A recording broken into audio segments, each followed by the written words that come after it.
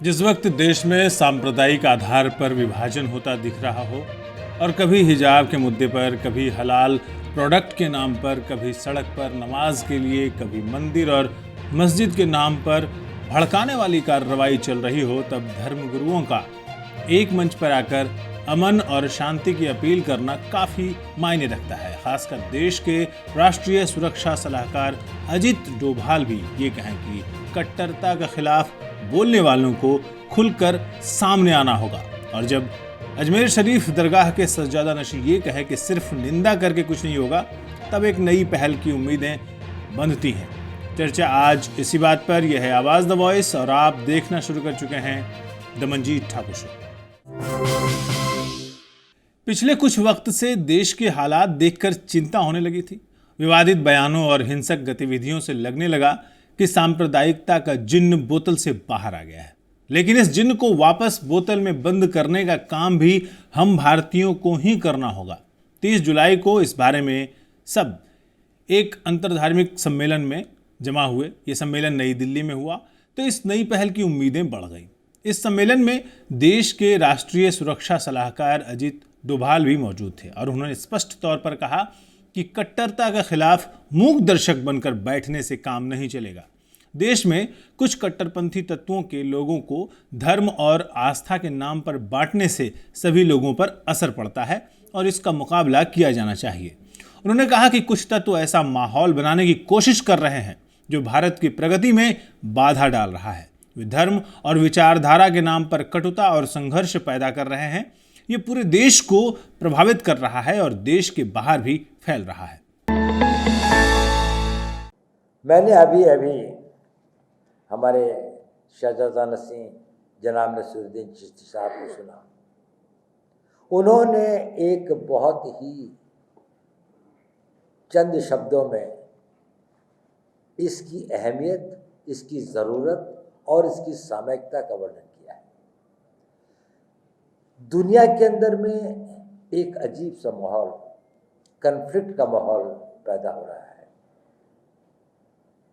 अगर हमें उस माहौल का मुकाबला करना है तो सबसे बड़ी ज़रूरत है कि हमें अपने देश के अंदर, अपने घर के अंदर, अपनी चीज़ों के लिए इस चीज़ को कि हम उसे महफूज रखें, हमारी एकता और एकजहती जो है बरकरार रहे, हम एक सशक्त मुल्क की तरह आगे बढ़ें।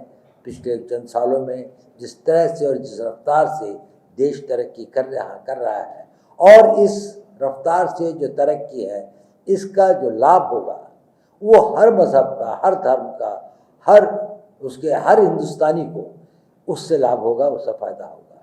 लेकिन कई अनासिर, कई फोर्सेस इस तरह की भी एक नेगेटिविज़्म का एक माहौल बनाने की कोशिश करते हैं जिससे देश की प्रगति में बाधा पड़ती है, रुकावटें पड़ती हैं।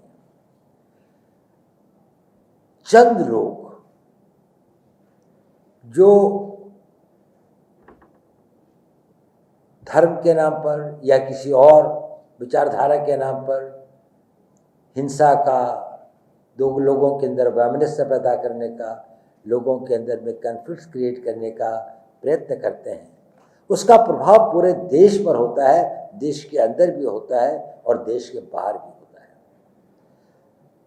उसका कारण यह है कि एक बहुत बड़ी जनसंख्या, एक बहुत बड़ी मात्रा में लोग, आप जैसे लोग शायद अपनी आवाज़ को उतना बुलंद नहीं करते जितना होना चाहिए। तो माइनॉरिटी, एक बहुत छोटे चंद अनासिर की आवाज़, लगता है कि ये शायद हिंदुस्तान की आवाज़ है।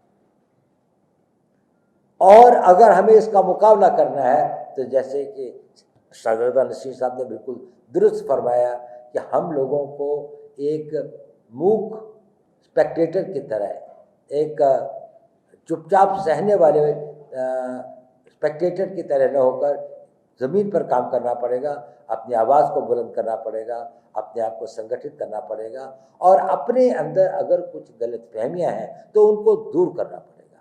अगर कुछ लोगों के बीच में कुछ गलतियां हैं तो उनको सुधारना पड़ेगा।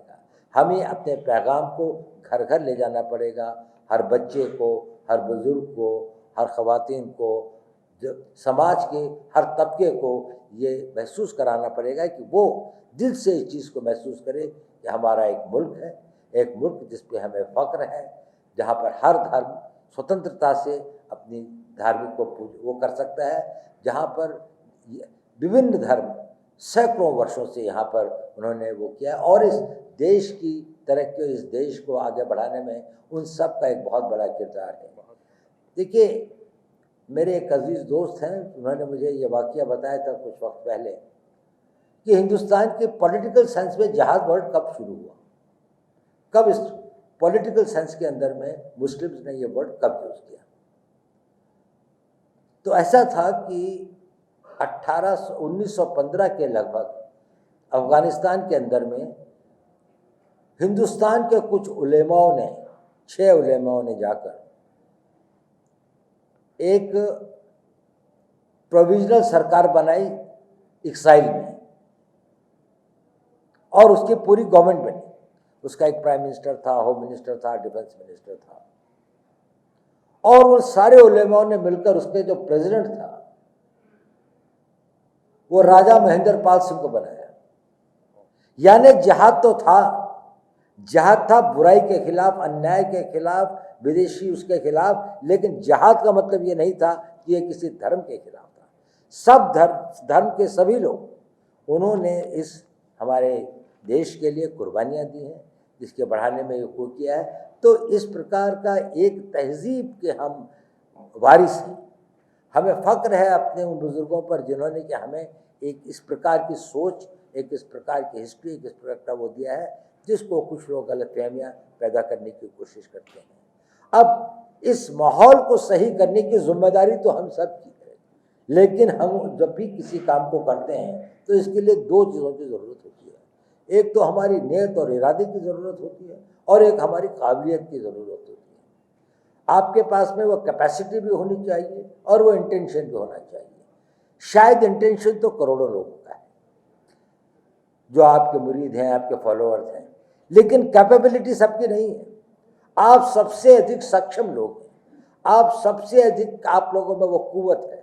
और ये आज से नहीं, सैकड़ों सालों से हमारे धर्म गुरुओं ने, हमारे संतों ने, सूफी संतों की एक इतनी बड़ी ट्रेडिशन है सूफीज़म की इस देश के अंदर में, जो शायद दुनिया के इस्लामिक वर्ल्ड के अंदर में इतनी बड़ी और इतना कंट्रीब्यूशन इंटेलेक्चुअल, चाहे दीनी तरीके से देखें, मजहबी तरीके से देखें, इंटेलेक्चुअल तरीके से देखें, जितनी बड़ी उनकी कंट्रीब्यूशन हिंदुस्तान में रही है। इसलिए आपकी जिम्मेदारियाँ बहुत बढ़ जाती हैं। आप परमिट नहीं कर सकते हैं कुछ वेस्टेड इंटरेस्ट को, कुछ लोग जिनके निहित स्वार्थ हैं वो समाज के अंदर में बुराइयां पैदा करें, समाज के अंदर में तोड़ फोड़ करें, समाज में एक दूसरे के प्रति लोगों को भड़काएं और देश को कमज़ोर करें, देश के भविष्य को अंधकारमय करें। हम आज की लड़ाई अपने लिए कम लड़ रहे हैं, हमारी आने वाली नस्लों के लिए ज़्यादा लड़ रहे हैं। हम उनको कैसा हिंदुस्तान दे के जाएंगे? हमने एक हिंदुस्तान विकसित किया है जो सोशली, कल्चरली, सिविलाइजेशनली बहुत अजीम था। चाहे वहाँ पर हो सकता है कि कभी अंग्रेज़ों का ये था, लेकिन सिविलाइजेशनली और ये देश हमेशा एक बड़ी आज़ाद सोच का देश रहा है और बड़ी इसके अंदर में एक इज्जती और एक वो रही है। हमें इसको बरकरार ही नहीं करना है, इसको आगे बढ़ाना है, इसको और मजबूत करना है। और आप सब लोग, आप लोगों के हज़ारों और लाखों की तादाद में मुरीद हैं, आप लोगों को मानने वाले, आप लोगों के ऊपर भरोसा करने वाले, जिनकी आप रहनुमाई कर सकते हैं। आप में वो काबिलियत भी है और आपका इंटेंशन भी बहुत वो है। लेकिन मेरे ख्याल से 2 चीज़ों के ऊपर मैं बल देना चाहता हूँ। एक तो आप में संगठन शक्ति होनी चाहिए, आप लोगों को मिलकर काम करना चाहिए और इसको मिलने के लिए, इसके इस कॉम्प्रिहेंसिवनेस के लिए आप सभी लोगों को, सभी मुस्लिम्स को और मुस्लिम के साथ साथ बाकी धर्मगुरु यहाँ पर हिंदू भी हैं, सिख भी हैं, ईसाई भी हैं, हमारे बौद्ध भी हैं, सभी धर्मों के यहाँ पर वो हैं और जो नहीं भी हैं उन तक भी हमको पहुँचना है और उनको भी इसके अंदर में हमें शामिल करना है। ये देश के पुनर्निर्माण की, ये देश के अंदर एक इनकलाब लाने की ज़रूरत है कि जहाँ पर लोगों के अंदर में ये एक जज्बा पैदा किया जाए, वो इमोशन पैदा किया जाए कि हम किसी को भी अपने देश की अखंडता, अपने देश की यूनिटी, अपने देश की एकजहती, इसको कॉम्प्रोमाइज़ नहीं होने देंगे। हमारे भाई समुदाय के भी यहाँ पर वो आए हैं, मैं उनका बहुत खैर मकदम करता हूँ, तो सलाम करता हूँ और मैं उम्मीद करता हूँ कि आप सब लोग इस काम में करेंगे। तो एक बात संगठन की है, संगठन के साथ साथ एक दूसरी बात यह है कि हम अपने आप को एक किसी इंस्टीट्यूशंस के तरीके से एक प्लान और एक स्ट्रैटेजिक सेंस के अंदर में, एक देश के अंदर में इस मजबूती को कैसे बढ़ाया जाए और हर आखिरी भारतीय के दिल के अंदर में ये हौसला और ये विश्वास पैदा किया जाए कि यहाँ हर हिंदुस्तानी महफूज है, हर एक की जान, माल, इज्जत, सब कुछ जो है एक हिंदुस्तानी को कहीं पर भी आ जाएगी तो सारे हिंदुस्तानी उसकी रक्षा के लिए खड़े होंगे, उसके साथ में आएंगे। हम सब लोगों को एक होकर वो करना है। हम सब लोग एक जहाज में हैं, अगर हम डूबेंगे तो साथ डूबेंगे और हमारा बेड़ा अगर पार होगा तो साथ ही होगा।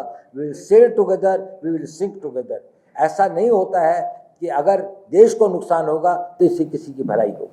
देश अगर आर्थिक रूप से कमज़ोर हो, देश मिलिटरी कमज़ोर हो, देश आंतरिक सुरक्षा के हिसाब से कमज़ोर हो, देश साइंस और टेक्नोलॉजी में पिछड़ जाए तो इसका जो है नुकसान हम सबको होगा और हमारी आने वाली नस्लों में उन सब की इच्छा होगी। तो आप लोगों में वो भरोसा भी है, वो काबिलियत भी है, आप लोगों के ऊपर लोगों का विश्वास भी है। अब आप लोगों के अंदर में एक उसकी शक्ति है। मैं बहुत शुक्रगुजार हूँ ऑल इंडिया सूफी सज्जा नशीन काउंसिल का कि उन्होंने एक महल की है और ख़ास तौर से हमारे बहुत ही काबिल और बहुत ही युवा और कर्मठ और होनहार सैयद नसीरुद्दीन चिश्ती साहब का, जिन्होंने इसमें पहल की है, और भी जितने लोग यहाँ पर शिरकत करने आए हैं, मैं आप सब लोगों को बहुत बहुत सलाम और आप लोगों को खैर मकदूम करता हूँ। और मैं चाहता तो था कि मैं सबको सुनूं, शायद इतना वक्त मेरे पास में आज नहीं है, लेकिन इंशाअल्लाह ये तो इब्तिदा है। इसके बाद भी हमारे पास में कई मौके होंगे और इसको अगर आप लोग संगठित करेंगे तो मुझे आपके साथ जुड़ने में ये मुझे एक फ़ख्र भी होगा, ये मेरा सौभाग्य होगा कि मैं आप लोगों के साथ मिलकर इस देश के लिए कुछ कर सकूं, आपका साथ निभा सकूं। बहुत बहुत शुक्रिया आपका। देश भर के सूफी खानकाहों के प्रतिनिधि अजमेर शरीफ के सज्जादानशीं नसीरुद्दीन चिश्ती ने कहा कि सिर्फ निंदा से काम नहीं होगा बल्कि कट्टरता के खिलाफ ज़मीनी स्तर पर भी काम करना होगा। नसीरुद्दीन चिश्ती ने स्पष्ट तौर पर कहा कि पीएफआई जैसे संगठनों के खिलाफ अगर पर्याप्त सबूत हों तो तुरंत प्रतिबंध उन पर लगाया जाना चाहिए। देखिए, देश का नौजवान कट्टर होता जा रहा है, उसके पीछे ये सब रेडिकल ऑर्गेनाइजेशंस हैं। एक पूरा माइंड सेटअप करके काम किया जा रहा है प्लानिंग के तहत। ये एक दिन में नहीं हुआ ऐसा। इसीलिए हम लोगों ने ऑल इंडिया सूफी सज्जा नशीन काउंसिल की तरफ से, जिसका मैं फाउंडर चेयरमैन हूँ, हम लोगों ने ये मीटिंग ऑर्गेनाइज़ करी इंटरफेथ। इसमें हमारे नेशनल सिक्योरिटी एडवाइज़र तशरीफ लाए, उन्होंने अपना कीमती वक्त दिया। इसमें सबके उन्होंने विचार सुने, तमाम मज़हब के रहनुमा अंदर मौजूद थे, उन सबकी राय सुनी और फिर बाद में हमने एक रेजोल्यूशन पास किया है जिसमें 3-4 मुख्य पॉइंट हैं। एक सर तन से जुदा का नारा पिछले 2-3 महीने सुनने में आ रहा है, उसके लिए हमने रेजोल्यूशन पास करा है कि ये एंटी रिलीजियस है, एंटी इस्लामिक है और इस मुल्क का मुसलमान इसको सपोर्ट नहीं करता। हम डिमांड करते हैं ऐसे नारे को बैन किया जाए और उसके खिलाफ सख्त से सख्त कार्रवाई की जाए। दूसरा, जितनी रेडिकल ऑर्गेनाइजेशन है, जैसे कि आपने पीएफआई का बताया, क्योंकि पिछले 3 महीने से हम देख रहे हैं मीडिया में पीएफआई का नाम बहुत आ रहा है, हर इंसिडेंट के लिए उनको रिस्पॉन्सिबल ठहराया जा रहा है। तो अगर हुकूमत के पास सफिशिएंट एविडेंस हैं तो उनको बैन किया जाए और उस जैसी और जितनी ऑर्गेनाइजेशन है जो रेडिकलिज्म की तरफ हमारे यूथ को ले जा रही है, सोसाइटी को ले जा रही है, उनको सख्त से बैन किया जाए। हम हुकूमत के साथ हैं, हम हुकूमत के साथ कंधे से कंधा मिला के काम करने के लिए तैयार हैं। अब हमारा मानना ये है कि बंद कमरों में बैठ के, एयर कंडीशन रूम में बैठ के कंडेम करने से काम चलेगा। कंडेम तो हम हमेशा करते हैं, तमाम मज़हब के लोग करते हैं, तमाम धर्मगुरु करते हैं। ग्राउंड पे उतरना पड़ेगा। हमारे कंडेम का असर ग्राउंड पे नज़र नहीं आ रहा, ये हमें मानना पड़ेगा। और जिस तरीके से इलेक्शन में प्रचार प्रसार के लिए पार्टियां निकलती तो उस तरीके से मैं समझता हूं कि मज़हब के जितने रहनुमा हैं, जिम्मेदारान, हम इसका एक फ्रंट बनाएंगे, एंटी रेडिकल फ्रंट, और वो फ्रंट को लेकर के हम हर शहर में जाएंगे। ये शुरुआत दिल्ली से हुई है, इसको हम हर स्टेट में लेके जाएंगे, हर गाँव में, हर गंधानी में लेके जाएंगे और वहाँ के समाज के लोगों को इकट्ठित करके उनको जागरूक करने की कोशिश करेंगे। हम तो नहीं समझते कट्टरता बढ़े। एक आज देखिए, थोड़ा बड़ा मुल्क है, इसमें 150 करोड़ की आबादी हो, एक जगह एक अगर वाक़या हो जाए, हम तो पूरे मुल्क को थोड़ी कहते हैं साहब यहाँ हंगामा मच गया या उंदर मच गया। जैसे एक बता किसी ने कह दिया था साहब हम जो है आपको किराए के लिए मकान नहीं मिल रहा है, तो ज़्यादा हिंदू हम बर्दाश्त नहीं कर रहे। तो एक के साथ अगर ऐसा वाक़या हो गया, इसका मतलब थोड़ी कि पूरे हिंदुस्तान में भी यही सब। तो जहाँ वाक़या हो वहाँ सख्ती से उसको कुचला जाए, आइंदा ताकि किसी को और की हिम्मत ना होने पाए। वहाँ अगर ढील दी जाएगी तो बढ़ सकता है, एक बार सख्ती से कुचल दिया जाए, सख्ती से दबा दिया जाए, सख्ती से सजा दी जाए। और इस पर भेदभाव नहीं होना चाहिए, सबसे बड़ी बात यह है अगर भेदभाव हुआ तो बजाय घटने के बढ़ेगा। ये समझ लें आप कि अगर भेदभाव बढ़ता जाएगा तो बजाय घटने के बढ़ जाएगा, वो उबल जाएगा। सबके साथ बराबर का सलूक हो, जो गलती करे उसको सज़ा मिलना चाहिए, तभी ये थम सकता है, तभी ये रुक सकता है। कुछ लोगों ने पीएफआई पे बैन की बात भी की है। देखिए, अगर कोई गलत काम कर रहा है तो उसको बिल्कुल बैन लगाना चाहिए, लेकिन सिर्फ एक पर नहीं, जो गलत काम करे उन सब पर बैन होना चाहिए। ये नहीं कि एक पर बैन लगा दिया और बाकी को छोड़ दिया। किसी भी सोसाइटी से या किसी भी ग्रुप से वहीं पे उस पर रोक दिलानी चाहिए बिल्कुल, क्योंकि रेडिकलाइजेशन, एक्सट्रीमिज्म किसी भी चीज़ में बुरा है। आपको एक एग्जाम्पल लेता हूँ मैं छोटे से तौर पे, ताकि हर कोई समझ ले। हम ओवर ईटिंग कर लेते हैं, बुरा है। हम कम खाते हैं, बुरा है। Moderation, the best results are always achieved when you do anything in moderation. अब एक्सट्रीमिज्म आप मज़हब के नाम पे, भाई कौन सा मज़हब कहेगा कि आप लोगों को मारो, काटो, ये करो? कोई मज़हब नहीं कहेगा ये लोगों ने, बल्कि जिहाद जो टर्म है ना, जिहाद का असल मतलब होता है स्ट्रगल। अच्छा। हाँ, इसको लोगों ने इंटरप्रेट कर दिया है कि टेररिज्म में हो गया है, ये हो गया है, वो हो गया है, और इस्लाम को इतना बदनाम कर दिया है। और इसके पीछे इस्लाम को बदनाम करने वाले जो लोग हैं वो उसामा बिन लादेन जैसे, जैश मोहम्मद जैसे, ये जो नारे लगते हैं सर तन से जुदा जैसे। मंजीत जी, मैं बताऊँ, मैंने तो ये नारा सुना तक नहीं था। मैं ऐसे एक इन्वायरमेंट में था, भाई मेरे को बहुत ताजुब हुआ और बहुत हैरानी हुई और बहुत कंसर्न में हुआ। बहुत फिक्र वाली बात है, भाई ये क्या, ये नारे लग रहे हैं, ये कौन लगा रहा है, ये कौन लोग हैं ये? उनको पकड़ के one should get them by the book. इनकी सख्त निंदा होनी चाहिए और चुप नहीं रहना चाहिए, बोलना चाहिए, आवाज़ देनी चाहिए।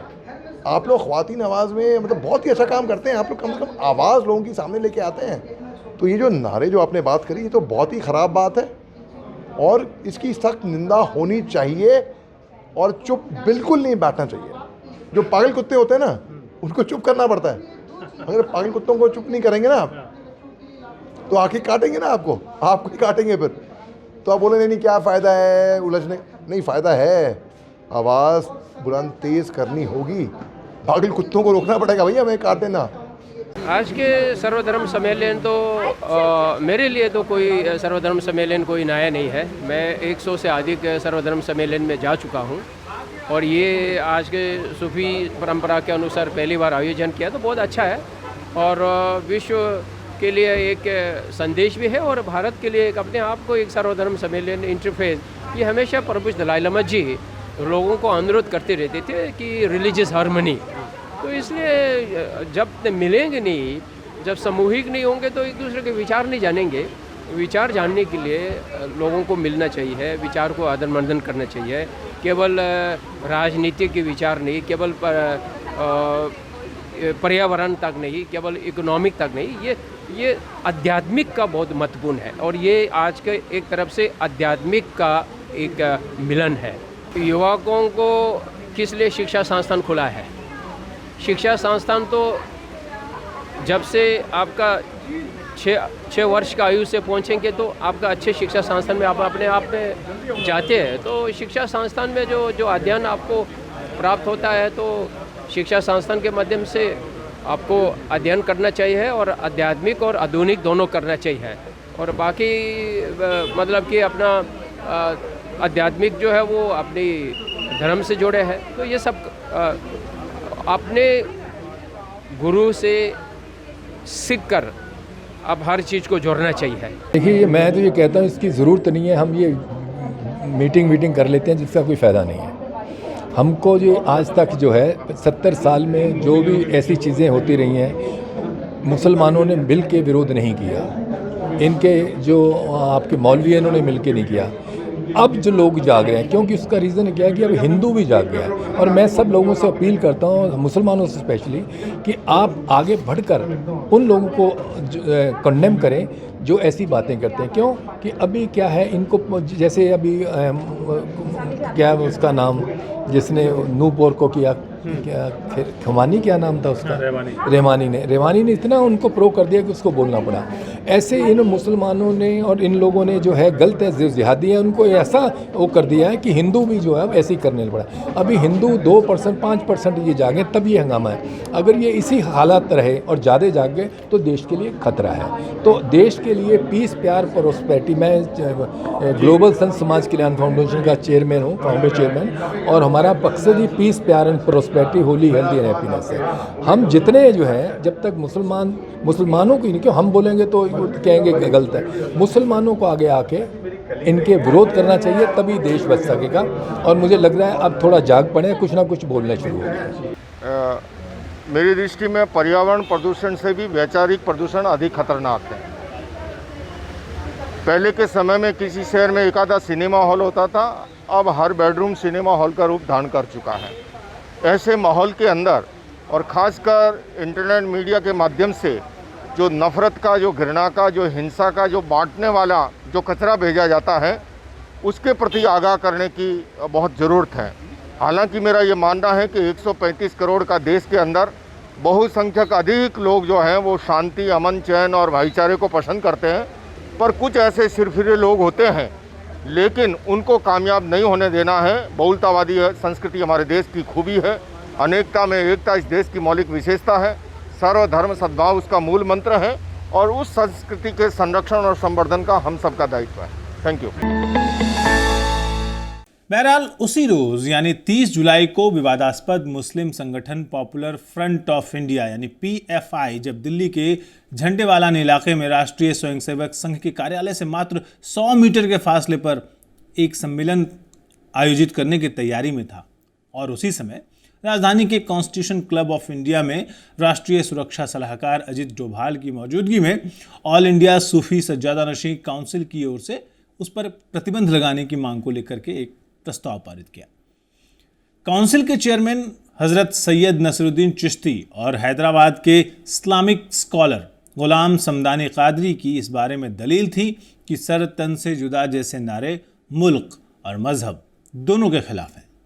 अमन और मोहब्बत का पैगाम ही इस्लाम का मूल है, और दुनिया भर के सभी धर्मों के मैसेंजर्स ने यही कहा है कि पहले इंसान बनो, इंसानियत पहले आती है और मजहब उसके बाद आता है। मुल्क में हैवानियत या कत्ल नहीं चलेगा। मोहब्बत का पैगाम राम कृष्ण से लेकर सभी धर्म की आला हस्तियों ने दिया है। इसलिए PFI जैसे संगठनों को फौरन प्रतिबंधित किया जाना चाहिए। इन जैसे संगठन मुसलमानों को शर्मिंदा करते हैं और इसे बर्दाश्त नहीं किया जा सकता। ऐसे में सवाल उठता है कि PFI क्या है और इस संगठन ने ऐसा क्या किया कि इस पर बार बार प्रतिबंध लगाने की, बंदिशें लगाने की आवाज़ें उठती रहती हैं। इसे समझने के लिए हाल की कुछ घटनाओं को समझना ज़रूरी है। मिसाल के तौर पर नूपुर शर्मा के मामले में जोधपुर के जिस कन्हैया लाल को मौत के घाट उतार दिया गया, उसके हत्या आरोपियों के बारे में सुरक्षा एजेंसियों का कहना है कि उन्हें PFI का समर्थन प्राप्त था। इसी तरह इस मुद्दे पर हाल में कानपुर में हुए दंगों के पीछे भी इसी संगठन का हाथ था। पटना में पकड़े गए कथित आतंकवादियों के संबंध भी इससे बताए जाते हैं। यहाँ तक कि कहा जाता है कि 2 साल पहले नागरिकता संशोधन बिल यानी CAA के खिलाफ देश भर में चले आंदोलन को पर्दे के पीछे से PFI ही संचालित कर रहा था या उसे समर्थन दे रहा था। उत्तर प्रदेश में हुई हिंसा में मुख्य साजिशकर्ता के रूप में भी PFI का नाम आ चुका है। आरोप है कि यह एक कट्टरपंथी संगठन है और नूपुर शर्मा द्वारा पैगंबर साहब के विरुद्ध दिए गए आपत्तिजनक बयान के बाद देश भर में चलाए गए सर तन से जुदा अभियान के पीछे PFI का हाथ है। नूपुर शर्मा के बयान के बाद उनका समर्थन करने वाले कई लोगों की अब तक हत्या की जा चुकी है। दिल्ली में शांति भंग करने के मामले में भी PFI का नाम जांच एजेंसियों के सामने आया है।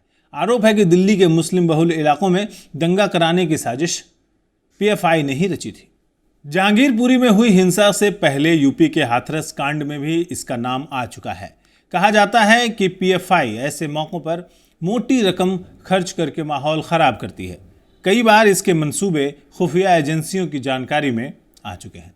केंद्रीय एजेंसियों के साथ उत्तर प्रदेश पुलिस की ओर से साझा किए गए खुफिया इनपुट और गृह मंत्रालय के मुताबिक यूपी में नागरिकता संशोधन कानून के विरोध के दौरान शामली, मुजफ्फरनगर, मेरठ, बिजनौर, बाराबंकी, गोंडा, बहराइच, वाराणसी, आजमगढ़ और सीतापुर क्षेत्रों में पीएफआई सक्रिय रहा है। इसी तरह से तमाम जगहों पर दंगे भड़काने में भी इनकी भूमिका सामने आई है। माहौल को खराब करने के लिए संगठन हर तरह की मदद करने में आगे रहता है। इस साल मई महीने के आखिरी दिनों में पीएफआई का एक कारनामा सामने आया था। 23-24 मई को केरल के पुथनथानी में संगठन की राष्ट्रीय कार्यकारिणी परिषद की बैठक में मुस्लिम मस्जिदों और मकबरे पर होने वाली कार्रवाइयों का विरोध करने के लिए प्रस्ताव पास किया गया। बैठक में कहा गया कि ज्ञानवापी मस्जिद और मथुरा की शाही ईदगाह मस्जिद को लेकर लगाई गई याचिकाएं 1991 के पूजा स्थल कानून के खिलाफ हैं। बैठक में आरोप लगाया गया कि ये याचिकाएं संघ परिवार के संगठनों ने बुरे इरादे से लगाई हैं। यहां तक कि सर्वोच्च न्यायालय के वजूखाने के इस्तेमाल पर रोक लगाने के आदेश पर भी बैठक में सवाल उठाए गए। पीएफआई की ओर से जारी प्रेस नोट में कहा गया कि ये सब कभी न खत्म होने वाली सांप्रदायिक दुश्मनी और अविश्वास का कारण बनेगा। आखिर ये जानना जरूरी है कि ये पीएफआई आखिर है क्या। पॉपुलर फ्रंट ऑफ इंडिया या पीएफआई एक चरमपंथी इस्लामिक संगठन बताया जाता है जो अपने को पिछड़ों और अल्पसंख्यकों के हक में आवाज़ उठाने वाला बताते हैं कि संगठन की स्थापना 2006 में नेशनल डेवलपमेंट फ्रंट के उत्तराधिकारी संगठन के रूप में हुई। संगठन की जड़ें केरल के कालीकट से जुड़ी हैं। इसका मुख्यालय दिल्ली के शाहीन बाग में है। एक मुस्लिम संगठन होने के कारण इस संगठन की ज़्यादातर गतिविधियां मुस्लिमों के इर्द गिर्द घूमती हैं और ऐसा जाहिर भी है। पूर्व में तमाम मौके ऐसे भी आए जब ये मुस्लिम आरक्षण के लिए सड़कों पर आया। संगठन 2006 में उस वक्त सुर्खियों में आया जब दिल्ली के रामलीला मैदान में इनकी तरफ से नेशनल पॉलिटिकल कॉन्फ्रेंस का आयोजन किया गया। तब लोगों की एक बड़ी संख्या ने इस कॉन्फ्रेंस में अपनी उपस्थिति दर्ज कराई थी। आज देश में 24 राज्य ऐसे हैं जहां पीएफआई पहुंच चुका है, अपनी गतिविधियों को अंजाम दे रहा है। संगठन खुद को न्याय, स्वतंत्रता और सुरक्षा का पैरोकार बताता है। मुस्लिमों के अलावा देश भर के दलितों और जनजातीय समुदाय पर होने वाले अत्याचार के लिए समय समय पर मोर्चा खोलता रहता है। लेकिन तमाम विवाद हैं जिन्होंने समय समय पर पीएफआई के दरवाजे पर दस्तक दी है। बात अगर एक संगठन के तौर पर पीएफआई की हो तो इसे सिमी यानी students Islamic movement of India का बी विंग कहा जाता है, टीम बी कहा जाता है। माना जाता है कि अप्रैल 1977 में निर्मित संगठन सिमी पर जब 2006 में प्रतिबंध लगा, उसके फौरन बाद ही शोषित मुसलमानों, आदिवासियों और दलितों के अधिकार के नाम पर पीएफआई का गठन कर लिया गया। संगठन की कार्यप्रणाली सिमी से मिलती जुलती है। आज पीएफआई के बैन की मांग तेज है, मगर ऐसा पहली बार नहीं हुआ है जब संगठन को बैन करने की बात हुई है। 2012 में भी इस संगठन को बैन किए जाने की मांग उठी थी। अब दिलचस्प बात यह है कि तब खुद केरल की सरकार ने पीएफआई का बचाव करते हुए अजीबोगरीब दलील दी थी। केरल सरकार ने केरल हाईकोर्ट को बताया था कि ये सिमी से अलग हुए सदस्यों का संगठन है जो कुछ मुद्दों पर सरकार का विरोध करता है। अब हमें ये ध्यान रखना चाहिए, ये सवाल जवाब केरल की सरकार से तब हुए थे जब उसके पास संगठन द्वारा स्वतंत्रता दिवस पर आज़ादी मार्च किए जाने की शिकायत आई थी। हाईकोर्ट ने सरकार के दावों को खारिज कर दिया था, मगर बैन को बरकरार रखा। आरोप है कि केरल पुलिस पीएफआई कार्यकर्ताओं के पास से बम, हथियार, सीडी और तमाम ऐसे दस्तावेज उसने बरामद किए हैं जिसमें पीएफआई अलकायदा और तालिबान का समर्थन करती हुई नजर आ रही थी। पीएफआई कितना खतरनाक है इसका अंदाज़ा इस बात से लगाया जा सकता है कि लव जिहाद से लेकर दंगा भड़काने, शांति को प्रभावित करने, लूटपाट करने और हत्या में इसके कार्यकर्ताओं का नाम आ चुका है। माना जाता है कि संगठन एक आतंकवादी संगठन है, हालांकि ये सिर्फ अभी एक आरोप है और इसके तार कई अलग संगठनों से जुड़े हुए हैं। ऐसे शक तमाम मीडिया रिपोर्ट्स में जताए जाते हैं। इस बात में कोई शक नहीं है कि पीएफआई एक ऐसा संगठन है जो कट्टरपंथ को प्रमोट करता है, मगर पीएफआई के बैन पर भारतीय जनता पार्टी, कांग्रेस, सभी दलों की अपनी अपनी अलग अलग राय है, अलग अलग राजनीति है। बिहार में राष्ट्रीय जनता दल के प्रदेश अध्यक्ष जगदानंद इस पर प्रतिबंध लगाने का विरोध करने वालों में से हैं। पीएफआई खुद को सामाजिक संगठन कहता है, पर इस संगठन ने कभी चुनाव नहीं लड़ा है। संगठन के सदस्यों का रिकॉर्ड भी नहीं रखा जाता है। अब बताते हैं कि पीएफआई का एनडीएफ के अलावा Karnataka forum of dignity, Tamil Nadu के मनीथा नीति पासराई, गोवा के सिटीजन्स फोरम और राजस्थान के community social and educational society, Andhra Pradesh के एसोसिएशन ऑफ सोशल जस्टिस समेत अन्य संगठनों के साथ इनके तार जुड़े हुए हैं और पीएफआई इनके जरिए अलग अलग राज्यों में अपनी पैठ बना रही है। इस मसले पर हम बात करेंगे मलिक असगर हाशमी के साथ।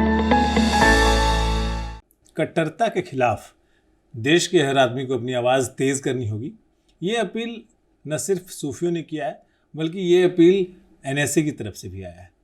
अब क्या हम इसको एक नई पहल मान सकते हैं? इस पर बात करेंगे। हमारे साथ हैं आवाज़ द वॉइस हिंदी के संपादक मलिक असगर हाशमी साहब। हाशमी साहब, एक नई पहल के तौर पर देखा जाना चाहिए कि जो कट्टरता के खिलाफ लोग हैं खड़े, उनकी आवाज़ बहुत ज़ोर से आनी चाहिए सबके सामने, सब, क्योंकि बहुसंख्यक लोग ऐसे ही हैं जो कट्टरता के खिलाफ हैं। देखिए, ये बहुत महत्वपूर्ण पहल है और मुसलमानों को इससे सीख लेनी चाहिए कि एक ऐसे शख्स के सामने ऐसा मुद्दा उठाया गया है जो राष्ट्र की सुरक्षा से जुड़ा हुआ है।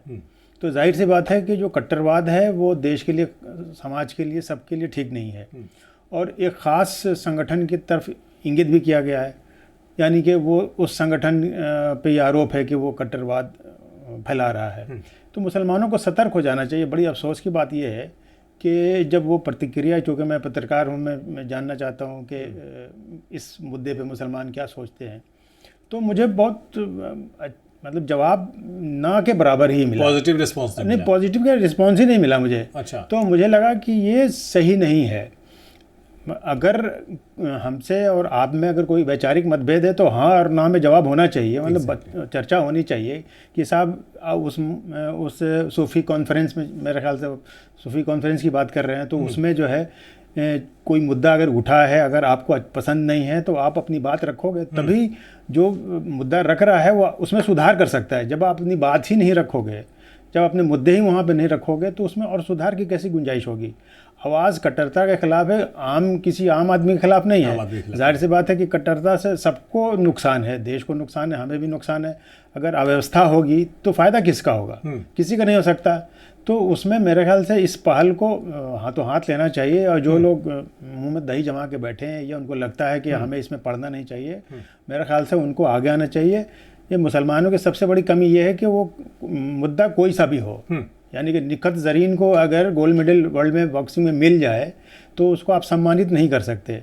आप बोलने की जो आपकी ना बोलने की जो आदत है ना, वो उसको बदलना पड़ेगा और वक्त के हिसाब से चलना पड़ेगा। आपको बताना पड़ेगा। जैसे लोग कभी कभी कह देते हैं कि मुसलमान ख़ास तौर से कह देते हैं कि ये राष्ट्रवाद दिखाने की ज़रूरत नहीं है, हम मुझसे बड़ा कोई राष्ट्रवादी नहीं है। क्यों दिखाने में क्या बुराई है? बुराई क्या है? सही बात है। और पता कैसे चले? कोई तो अभिव्यक्ति तो होगी। अगर आप अंदर हैं बहुत राष्ट्रवादी हैं, जब ज़रूरत पड़ रही है दिखाने की तो दिखाना तो चाहिए ही चाहिए। इसलिए अगर आप कट्टरवाद के खिलाफ हैं तो आपको खड़ा होना चाहिए।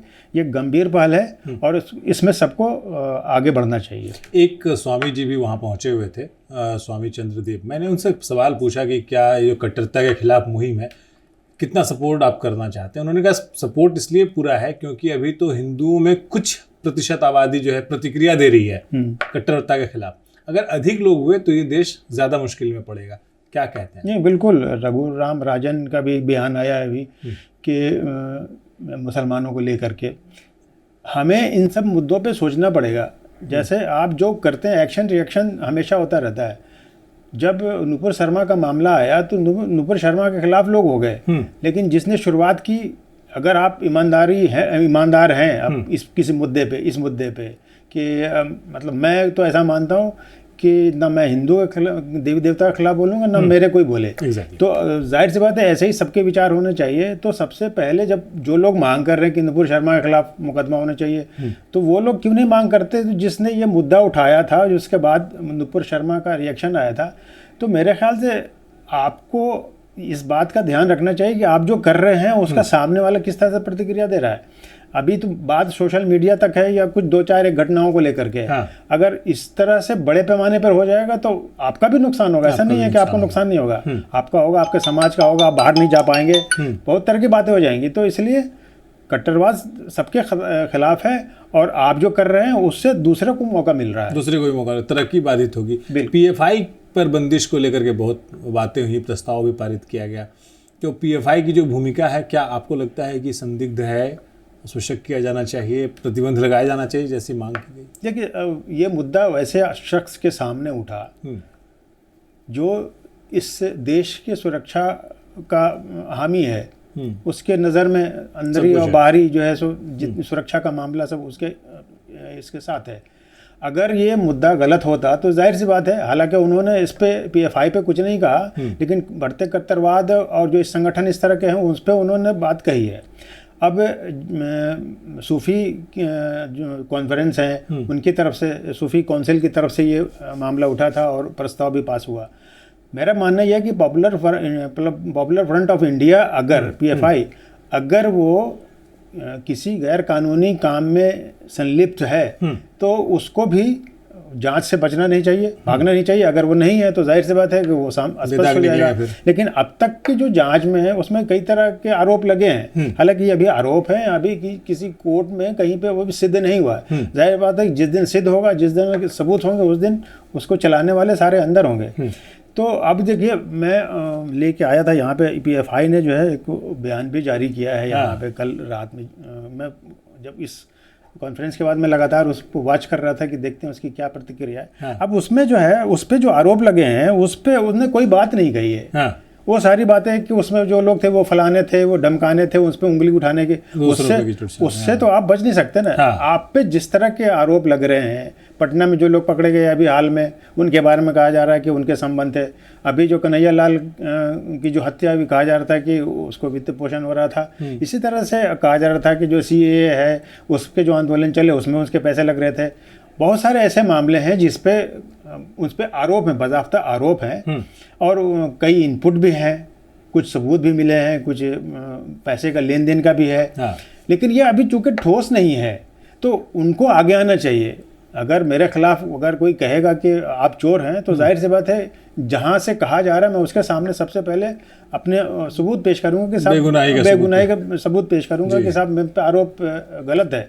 आप जो है आप बयान जारी करते हो और अपने बयान में ये नहीं बताते कि साहब हम पे ये आरोप जो था वो गलत है या इस आदमी को उससे मेरा कोई संबंध नहीं है, जिस पे आप कहते हो कि ये पैसे का लेन देन है, ये यहाँ से पैसे आए, ये इनका देन है। तो उसको कहने के बजाय आप पे बैन लगने की बात हो रही है, तो आपको तो स्पष्ट रूप से बयान देना चाहिए था बनिस्बत आरोपन के, दोषारोपण के कि वो उनके संबंध हैं, इनके हैं, वो उन संगठन से जुड़े हुए हैं। इससे काम नहीं चलेगा, इससे काम बिल्कुल नहीं चलेगा। वहाँ पर एक गेस्ट थे, मुझे नाम याद नहीं आ रहा उनका, उन्होंने कहा कि कुछ कट्टरवादियों की वजह से पूरा मुस्लिम समुदाय देश का जो है वो शर्मिंदा होता है। ये आखिरी सवाल। हाँ, ये बिल्कुल है। चूँकि जैसा उसी कॉन्फ्रेंस का हवाला देकर के एक संत के बारे में आप कह रहे थे कि अभी तो थोड़ा रिएक्शन हुआ बाद में, तो जाहिर सी बात है कि सारा मुसलमान उसमें इन्वॉल्व नहीं है, कुछ ही लोग हैं उसमें।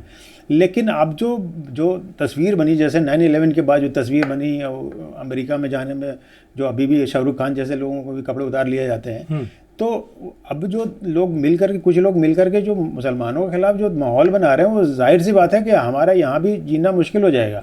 हालांकि अभी ऐसी नौबत नहीं आई है, यहाँ के लोग बहुत समझदार हैं, लोग उस चीज़ों को समझते हैं और जिनका रोज़ाना का नाता है वो हमें और हम एक दूसरे को जानते पहचानते हैं। लेकिन माहौल अगर इसी तरह से ख़राब होता रहा तो जाहिर सी बात है कि हम कुछ भी झेलने को तैयार हो सकते हैं। इसका मतलब यही हुआ कि जो 98%, 99% या उससे भी ज़्यादा मुस्लिम जो शांति, अमन, तरक्की इनमें यकीन रखता है, उनको शर्मिंदा होना पड़ता है या उनको लगता है कि यार उनका भी नाम घसीटा जा रहा है कुछ लोगों की वजह से। इन कुछ लोगों की पहचान करनी होगी, इनके खिलाफ आवाज़ उठानी होगी। इसी की बात हम लोग कर रहे हैं। बहुत बहुत शुक्रिया मलिक असगर हाशमी इस बातचीत में शामिल होने के लिए। देश की सुरक्षा के लिए और देश में अमन और चैन के साथ तरक्की करता रहे देश, इसके लिए सभी अमन पसंद लोगों को एक साथ आना होगा, अपनी आवाज़ मजबूत करनी होगी और कट्टरपंथ चाहे किसी भी धर्म में हो उसके खिलाफ जोरदार तरीके से खड़ा होना होगा। अब चूंकि NSA अजीत डोभाल ने बिल्कुल सही कहा है कि अगर देश डूबेगा तो हम सब साथ में डूबेंगे। अगर ये ठीक से चलता रहेगा तो इसमें हम सब की, सभी समुदायों की, सभी धर्म के लोगों की भलाई होगी। इसी बात को ध्यान में रखना बेहद जरूरी है। आज द मंजीत ठाकुर शो में इतना ही। दीजिए विदा मुझे यानी मंजीत ठाकुर को और हमारे सभी टीम के सदस्यों को। नमस्कार।